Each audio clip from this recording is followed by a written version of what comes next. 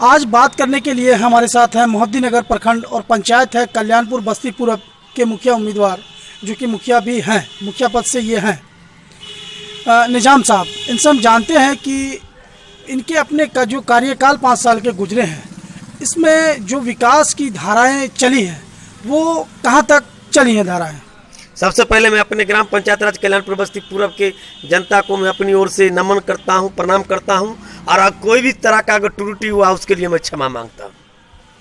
हम आपसे जानना चाह रहे थे कि पंचायत में जो विकास हुआ उस पर थोड़ी रोशनी डालें। 7 निश्चय योजना का जो भी हमें गजट मिला था सरकार की ओर से, उस सारी योजना को हमने धरातल धरती पर उतारा हूँ, काम किया हूँ। या वो गली नली हो, या पक्की सड़क हो, या 7 निश्चय योजना अंतर्गत हर घर नल जल का काम हो, हमने उस काम को हर घर नल जल पहुंचाने का काम किया हूं, और प्रयास से जो बचा हुआ उसमें भी करूंगा। मुखिया जी, कोरोना महामारी आने से बहुत सारे काम बाधित भी हुए। कोरोना, और क्या आपके पंचायत में भी कुछ काम बाधित हुए? हाँ, कोरोना से इतना काम बाधित हुआ, जो सरकार इतना लोग भयभीत हो गए, जो एक दूसरे के निकट कोई आने से इनकार करते थे, कोई एक दूसरे से मिलते थे नहीं थे, भाई भाई से नहीं मिल रहा था। उस समय काम कैसे होता, सरकार रोक लगा दिया था काम पर, काम कैसे होता। तो इसलिए काम तो बाधित 2 साल हुआ है। हम मात्र 2.5 साल में ही जो विकास किया हूँ, जहाँ सदियों से अंधेरा था वहाँ दीप जलाने का काम किया हूँ। हमने दलित की बस्ती में मंदिर बनवाया हूँ। हमने ठकुरवारी का माने राम जानकी ठकुरवारी 11 नंबर वार्ड का सुंदरीकरण किया। हमने लखनपुर ठकुरवारी का सुंदरीकरण का कार्य किया। हमने काली दुर्गा मंदिर 14 नंबर गुमती पर, वहाँ पर जो है सो मैदान का सुंदरीकरण किया। हमने विद्यालय का, सबसे बड़ा विद्यालय का परहन पाटन पर आज तक कोई नहीं किया था, जो मैंने वो काम किया। सारे विद्यालय में सोख्ता बनवाया और फाइबर ब्लॉक लगाकर सुंदरीकरण। और एक कन्या विद्यालय था जिसका जर्जर स्थिति था, वहां बढ़िया से बढ़िया भवन का भी व्यवस्था करवाए, और बाउंड्री कराकर मैंने सबसे सुंदर, सबसे अच्छा स्कूल बना दिए। स्कूल में जहां भी हमारा विद्यालय है, सब में हमने सुंदरीकरण का काम किया हूँ। मुखिया जी, एक बात और आपसे जानना चाहेंगे कि आज युवा, आपने देखा कि कोरोना महामारी में किस तरीके से कई टीवी चैनलों में, कई अखबार के बड़े बड़े पन्नों में हमने देखा, और आपने भी देखा होगा कि युवा को जो प्रदेशों से निकाला जा रहा था, वो मजबूरी में अपने गांव आना चाह रहे थे, लेकिन उनको रोजगार का माध्यम आज भी अपने पंचायत में नहीं मिल पा रहा है। क्या आप अपने पंचायत में रोजगार के लिए सोचिएगा? एकदम सोचे हुए थे और किए हुए भी थे, लेकिन सबसे बड़ा आपदा का मार कौन झेल पाएगा। इतना बारिश हुई जो हम मनरेगा में काम चाह के भी नहीं दे पाए। चारों बगल पानी लगा रहा, कोई माने नाला का काम, माने नहीं नहर का काम नहीं कर पाए, या मिट्टी भरने का खड्डा की कर्मा नहीं कर पाए बारिश की वजह से। माने इस आपदा को देखते हुआ काम में थोड़ा दिक्कत हुआ। फिर भी वन पोषक लगा के हमने महिला को मैंने महिला सशक्तिकरण पर काम किया, जो महिला को बेरोजगार नहीं रहने दिया। लगभग 100 महिला को काम हमने वृक्षारोपण में दिया, और वृक्षारोपण के माध्यम से काम किया। एक काम और किए जो कभी नहीं हुआ था देश आज़ादी के बाद अभी तक।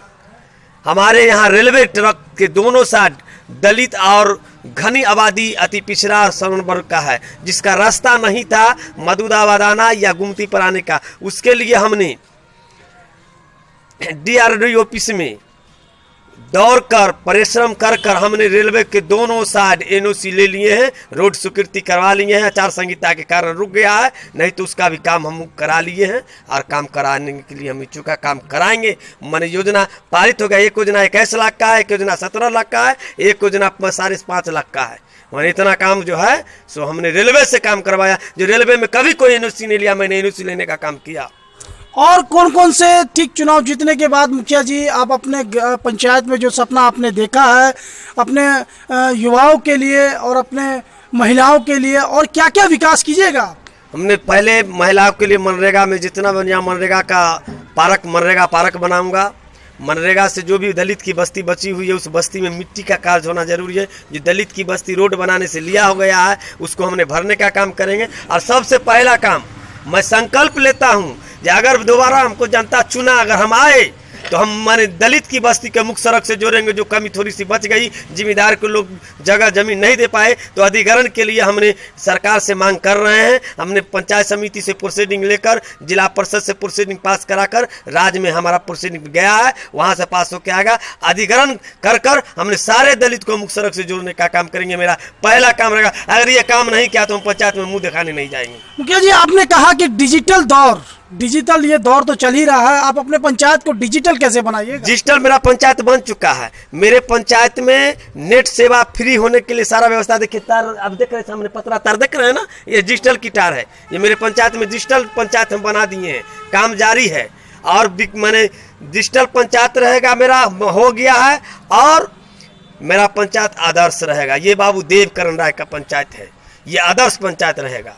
क्या लगता है कि डिजिटल बनाने से युवाओं का उत्थान होगा, महिलाओं का उत्थान होगा, शिक्षा में बढ़ोतरी होगी, और भी बहुत सारे जो आज नेट से लोग जुड़े हुए हैं उसमें बढ़ोतरी होगी? अच्छा, तो ये तो नेट, खास के नेट से ही के तो काम करने के लिए डिजिटल इंडिया में इसको हम जोड़े। हमने जो नेट पर मेरा जो भी विद्यार्थी पढ़ेगा नेट से मैंने देखेगा, नेट से जो भी काम है वो करेगा, सुविधा के लिए तो पंचायत में नहीं लगाए। ये तो नेट सुविधा है ना, इसके लिए कोई चार्ज भी अफोर्ड करना निःशुल्क होगा क्या? निःशुल्क निःशुल्क ये निःशुल्क निःशुल्क है।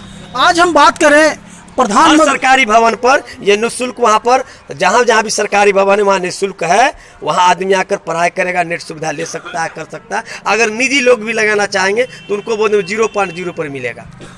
आज हमने कई पंचायतों में, आज इससे अलावा भी हम कई पंचायतों में घूमा है, और प्रधानमंत्री आवास योजना, शौचालय योजना, इसमें बहुत ही हमने कमियां देखी हैं। आपके पंचायत में, हम आपकी बात करेंगे, आपके पंचायत में कितने प्रधानमंत्री आवास योजना आपके माध्यम से आवंटन हुए और शौचालय योजना? हाँ, सबसे पहला नंबर तो मैं सरकार को थोड़ा सा दोषी बताऊंगा।